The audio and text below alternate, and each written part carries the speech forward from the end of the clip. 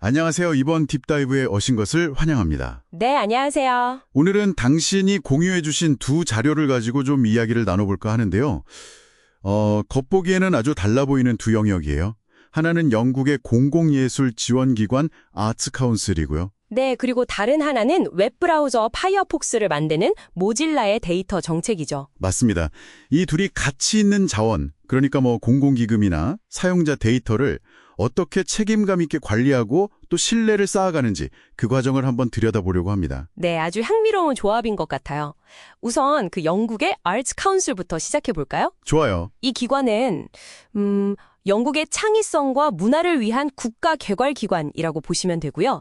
미션은 모든 사람이 창의성을 경험하고 또 혜택을 누리도록 지원하는 겁니다. 국가기관이군요. 그럼 재원은 주로 정부에서 나오겠네요? 네, 정부 지원금도 있고요. 또 하나 중요한 게 내셔널 로터리, 그러니까 복권 기금이에요. 아, 복권기금이요. 그건 좀 특이한데요? 그렇죠. 그래서 이게 뭐랄까 지원 결정을 할 때 대중의 정서나 공익성 같은 게 다른 공공자금보다 좀 더 고려될 수도 있다는 점. 그런 게 좀 있을 수 있죠. 아하, 그렇군요. 공공기금을 다루는 만큼 투명하고 공정한 배분이 정말 중요하겠어요? 맞습니다. 그래서 자료를 보면 그랜티움이라는 온라인 시스템으로 보조금 신청을 받는다고 나와 있어요. 그랜티움이요. 효율적이긴 하겠지만 디지털 환경이 좀 낯선 예술가들한테는 그게 또 장벽이 될 수도 있지 않을까요? 아, 네. 좋은 지적이세요. 그래서 아츠 카운슬도 그 점을 알고 신청 과정 자체에 어려움을 겪는 분들을 위해서 지원 노동자 비용을 지급한다거나 하는 식으로 접근성 개선에도 신경을 쓰고 있다고 합니다. 단순히 돈만 주는 게 아니군요. 네. 자료 제공이나 네트워킹 기회 마련 같은 좀 다각적인 지원을 하는 거죠. 예를 들면 그 정신건강 시설 환경을 개선하는 호스피털 룸스 프로젝트에 60만 파운드, 그러니까 우리 돈으로 거의 10억 원 정도 되는 복권 기금을 지원한 사례도 있고요. 와, 규모가 크네요. 네. 그리고 최근에도 보면 박물관 재개 기금을 발표한다거나 특정 기관의 공공기금 관련 논쟁에 대해서 의장이 직접 공개 서한을 발표하기도 하고요. 계속해서 이 공공자금 운영의 투명성, 책임 이런 문제에 대해 고민하고 있다는 걸 보여주는 거죠. 공공자금의 투명성 문제처럼 기술 분야에서는 사용자 데이터라는 또 다른 민감한 자원을 어떻게 다룰 것인가 비슷한 고민이 있을 것 같은데요. 모질라 사례는 어떤가요? 맞아요. 비슷한 맥락이죠. 모질라는 사실 데이터 과학팀을 만들 때 처음에는 좀 회의적이었다고 해요. 아, 왜요? 데이터를 잘 활용해야 할 텐데요. 그 데이터 마이닝 같은 활동이 결국 프라이버시 침해로 이어질 수 있다는 우려 때문이었죠. 그래서 초기에는 개인 수준의 관찰은 정말 최소화하려고 노력했고요. 그랬군요. 근데 지금은 좀 달라졌나요? 네, 뭐랄까 업계 전반적으로 데이터 수집 환경이 변하기도 했고 브라우저 개선 같은 현실적인 필요도 있으니까요. 그래서 변화에 적응하면서 기본적인 개방성이라는 원칙을 채택하게 됐다고 합니다. 기본적인 개방성, 그게 구체적으로 어떤 의미죠?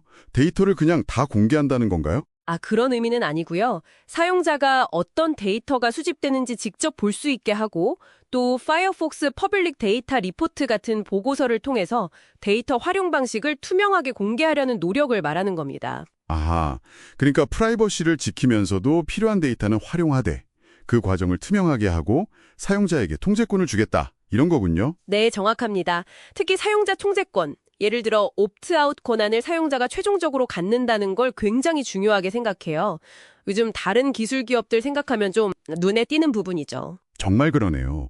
근데 프라이버시 보호랑 데이터 활용, 이게 보통은 좀 상충된다고 생각하기 쉬운데 모질라는 이게 공존 가능하다고 보는 건가요? 네, 바로 그 점이 흥미로운데요.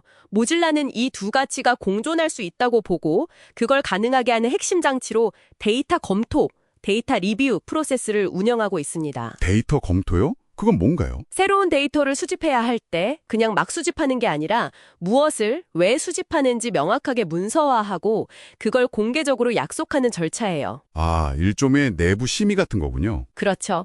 데이터 관리자가 이 제안이 모질라의 프라이버시 정책에 부합하는지 꼼꼼히 평가하고요. 물론 이 과정이 모든 내부의 이해관계나 해석 차이를 완벽하게 해결해주지는 못하겠죠. 그래도 중요한 건 프라이버시를 논의의 중심에 두고 투명성을 실천하려는 제도적인 장치를 마련했다는 점이에요. 신뢰를 쌓으려는 거죠. 듣고 보니 두 조직의 상황이 좀 흥미롭게 대비되네요. 아츠카운슬은 한정된 공공재원을 어떻게 공정하게 나눌 것인가 하는 외부의 시선과 기대에 더 초점을 맞춰야 한다면, 네, 그렇죠. 모질라는 사용자 데이터의 잠재적 오용 가능성이라는 문제와 기술적인 복잡성 속에서 어떻게 프라이버시 원칙을 지키면서 신뢰를 얻을 것인가 하는 약간 더 내부적인 딜레마가 퍼보이는 것 같아요. 아, 네, 정확히 보셨습니다. 결국 이 두 사례를 관통하는 핵심은 그거죠.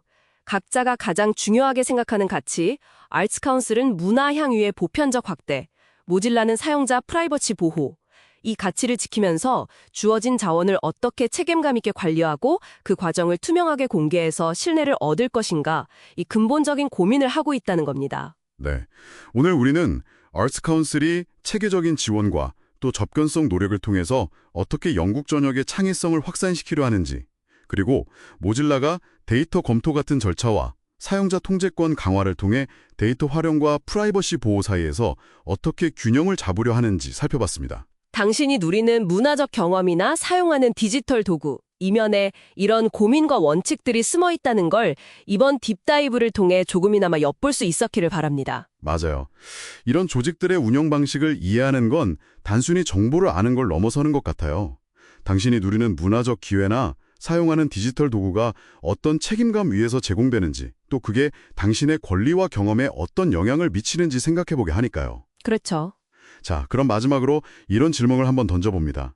공공의 이익이나 사용자 편의를 위해 노력하면서 동시에 운영상의 필요나 프라이버시 같은 가치를 지켜야 할 때 과연 완전한 투명성이라는 건 어디까지 가능하고 또 바람직할까요? 어려운 질문이네요.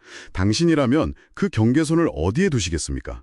이 질문에 대한 당신만의 답을 한번 고민해 보시면서 다음 딥다이브를 기대해 주세요.